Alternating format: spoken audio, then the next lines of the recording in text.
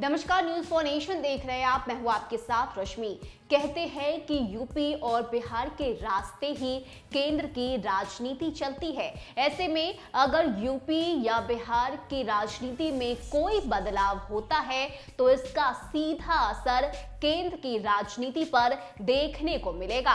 ऐसे में आपको बताएं कि 5 राज्यों में विधानसभा चुनाव के नतीजे 10 मार्च को आएंगे और इसी को लेकर कहा यह जा रहा है कि इस बार यूपी के नतीजे का असर बिहार की सियासत पर पड़ेगा और यहां का समीकरण भी बदल जाएगा। यानी कि अगर यूपी में बीजेपी की सरकार बनती है तो बिहार में इसका असर पड़ेगा, लेकिन अगर यूपी में अखिलेश यादव आते हैं तो बिहार का समीकरण डगमगा जाएगा।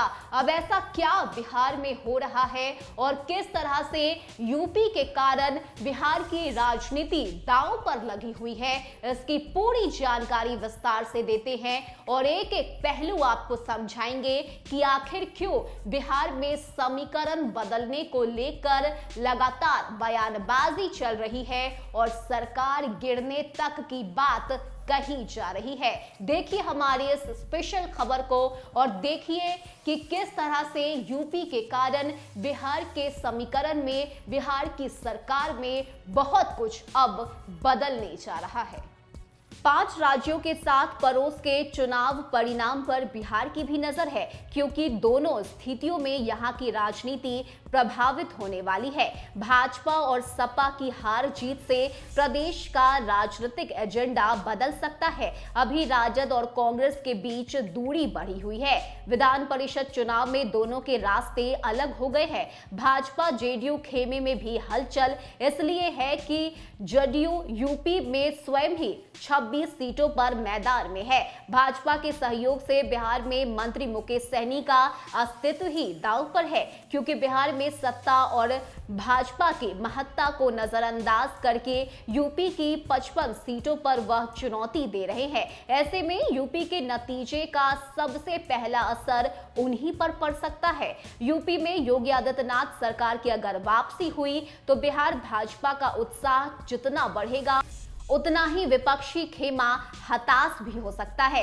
तेजस्वी यादव की राष्ट्रीय स्तर पर भाजपा का विकल्प खड़ा करने की कोशिश को झटका लग सकता है। अभी हाल ही में उन्होंने तेलंगाना के मुख्यमंत्री के चंद्रशेखर राव और तमिलनाडु के मुख्यमंत्री एमके स्टालिन से मिलकर भाजपा विरोधी विकल्प की बड़ी संभावना को हवा दी थी। यदि परिणाम उल्टा आता है और समाजवादी पार्टी के पक्ष में हवा बनती है तो राष्ट्रीय स्तर पर विपक्ष की एकजुटता का श्री गणेश हो सकता है और इसमें तेजस्वी यादव की बड़ी भूमिका से इनकार नहीं किया जा सकता।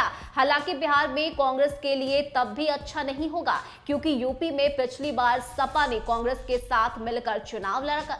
हालांकि बिहार में कांग्रेस के लिए तब भी अच्छा नहीं होगा, क्योंकि यूपी में पिछली बार सपा ने कांग्रेस के साथ मिलकर चुनाव लड़ा था, जिसके नतीजे अच्छे नहीं आए थे और इस बार प्रियंका गांधी जैसे बड़ा चेहरा उतारने के बाद भी कांग्रेस की नाकामयाबी का संदेश बिहार तक जरूर पहुंचेगा, जहां पहले से ही दोनों दल को ध्रुव की ओर बढ़ रहे हैं। राजद में इसका भावार्थ यह भी निकाला जा सकता है कि कांग्रेस ने यूपी में भाजपा के आधार वोट में सेंध लगाकर अखिलेश की राह को आसान किया है। जाहिर है कि बिहार में कांग्रेस को राजद के नजदीक आने का मौका तभी मिलेगा जब यूपी में योगी की वापसी होगी, तब दोनों दूसरे के महत्व को बेहतर समझ सकते हैं।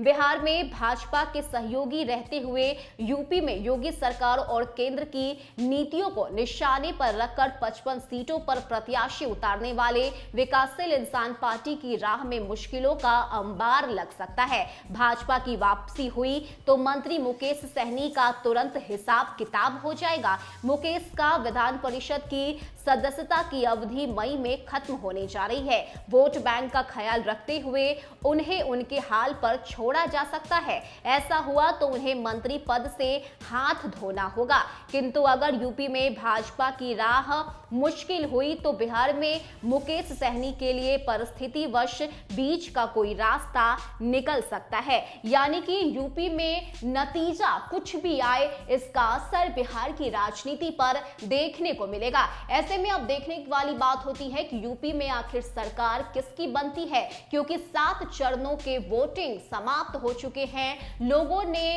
इस बार जमकर वोटिंग भी की है, क्योंकि जो वोटिंग परसेंटेज सामने आए थे वो भी काफी ज्यादा चौंकाने वाले थे। ऐसे में इस बार कहा यह जा रहा है कि बीजेपी का पत्ता यूपी से साफ होने वाला है। लेकिन अगर हम एग्जिट पोल पर नजर डालें तो एग्जिट पोल ये बता रहा है कि यूपी में एक बार फिर सीएम योगी आदित्यनाथ ही वापस आ रहे हैं। ऐसे में अब 10 मार्च के नतीजे पर हर किसी की नजर टिकी हुई है। खासकर बिहार के राजनीतिक दल भी ये नजर बनाकर रखे हुए हैं कि यूपी में सरकार किसकी बनती है। लेकिन सरकार चाहे जो भी हो, इसका असर बिहार में जरूर देखने को मिलेगा। फिलहाल के इतना ही। ज्यादा अपडेट के लिए आप बने रहिए न्यूज़4नेशन के साथ।